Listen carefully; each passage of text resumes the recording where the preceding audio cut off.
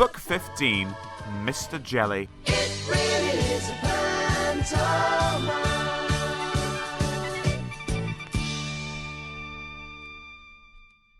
Poor Mr. Jelly was frightened of everything and anything. At the slightest little thing he would quiver and tremble and shake and turn to jelly. So it's not really surprising to find that Mr. Jelly lives as far away from everybody as possible, in the middle of a wood, miles and miles from anywhere. The story begins one morning when Mr. Jelly was asleep. It was a beautiful autumn morning.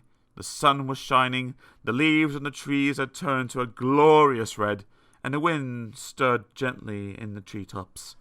A single leaf fell gently from the tree right outside Mr. Jelly's house, and quietly brushed against his bedroom window as it fell. Mr. Jelly woke with a start. "What's that terrible noise?" he cried. "Oh, heavens! The house is falling down! Oh, disaster! It's an earthquake! Oh, calamity! It's the end of the world!" And he hid under the bedclothes, trembling with fright. After an hour, by which time he realized that his house wasn't falling down, and there wasn't an earthquake, and the world wasn't coming to an end, Mr. Jelly peeped out from under the bedclothes. "Phew!" he said. "Thank goodness for that!" And he got up, went downstairs to make his breakfast. Mr. Jelly poured some cornflakes out of a packet into a bowl. Then he poured some milk onto the cornflakes. Then he went to the cupboard to get some sugar. Crackle! Crackle! Went the cornflakes in the milk. "Oh, goodness gracious!" cried Mr. Jelly, diving under the kitchen table. Oh dear! I hear guns! Oh, calamity! Oh, it's war!" But of course it wasn't. And of course Mr. Jelly eventually came out from under the table and ate up all his cornflakes. After breakfast, Mr. Jelly thought that he would go for a walk. He was walking through the woods which surround his house, when a worm poked his head out of the ground. "Morning," said the worm cheerfully to Mr. Jelly. Mr. Jelly nearly jumped out of his skin. "What?" he shouted. "Who's there?" And then he saw the worm. Oh, good heavens! It's a snake! Oh dear! It's a man-eating snake! Oh, calamity! I'm going to be eaten alive! And he jumped up into a tree. "What a performance!" commented the worm, and went back into his hole. After an hour, Mr. Jelly felt brave enough to climb down from the tree and continue his walk. Eventually, he came out of the other side of the wood and into a field. Mr. Jelly glanced nervously around. It was an empty field. Or was it? In the long grass in the middle of the field, unseen by Mr. Jelly, there was a tramp enjoying a sleep in the autumn sunshine. Mr. Jelly picked his way cautiously through the grass. The tramp, fast asleep, snored. "What was that?" shrieked Mr. Jelly. "It's a lion! I heard a growl! Oh, goodness gracious! Oh, dear me, a lion! A huge lion! A huge lion with enormous teeth! A huge lion with sharp teeth that's going to bite me in two! A huge ferocious lion with enormous sharp teeth that's going to bite me in two if not three!" And he fainted. All this commotion awakened the tramp, who yawned, stretched, sat up, and saw Mr. Jelly lying on the ground beside him. "Oh dear," he said, for he was a kindly tramp. "Oh dear." And he picked up Mr. Jelly and placed him gently on the palm of his hand. Mr. Jelly came to and sat up, rubbing his eyes. Then he saw the tramp's face looking at him.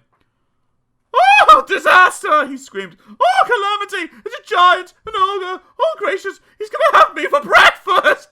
My, said the tramp gently. "You're a nervous little chap, aren't you? What's your name?" "Mr.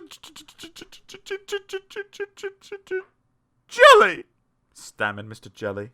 "I used to be nervous like you," said the tramp, "but I learned how not to be. Would you like me to tell you the secret?" Mr. Jelly quivered and shook his head. "Yes, please." "It's very simple," continued the tramp. "All you have to do is count up to 10, and you'll find that whatever is frightening you isn't quite so frightening after all."